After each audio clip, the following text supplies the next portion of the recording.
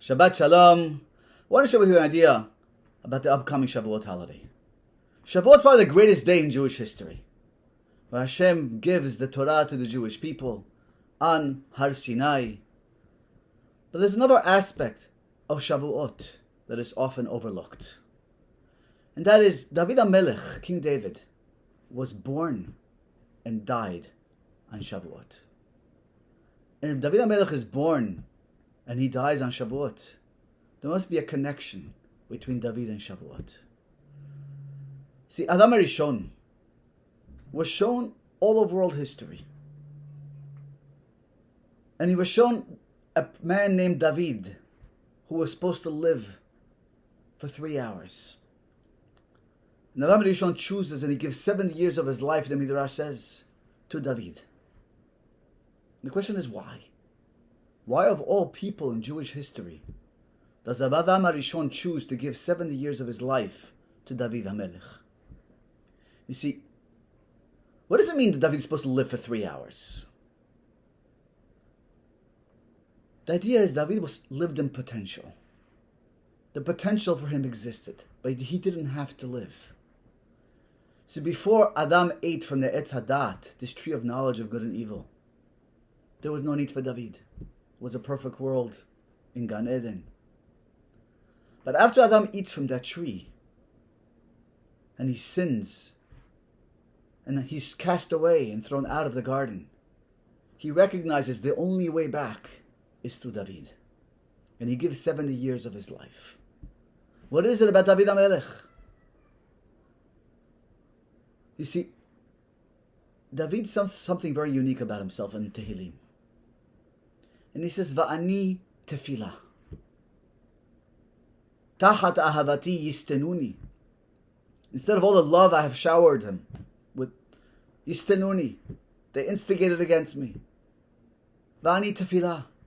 My whole essence is tefillah and prayer. He doesn't say ani mitpalel, I pray. Va'ani tefillah. I am prayer. David composed Sefer Tehillim. His whole life was praying, singing, and returning back to Hashem. He recognized he made a mistake, and his whole existence was going back to Hashem. See, on Shavuot, we didn't just receive the Torah, but we received alongside it the power of tefillah, the power of teshuvah. And that's the gift that David HaMelech brings to the world. Baruch Hashem, this week, we're going to be zocheh to go back to our Batei Knesiyot, to our Bet Knesset here in Houston. But before we go back, I think there's something we have to think about.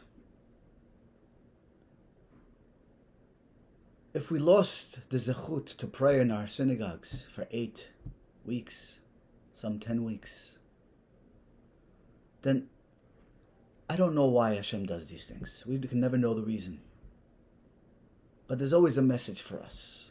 And if we lost the right to pray in our synagogues, maybe we didn't treat our Batei Knesiyot with proper respect. We didn't treat tefillah. We didn't have proper kavod at tefillah. So as we go back and prepare to go back to our Batei Knesiyot, to our synagogues, let's refocus on the power and the gift of prayer.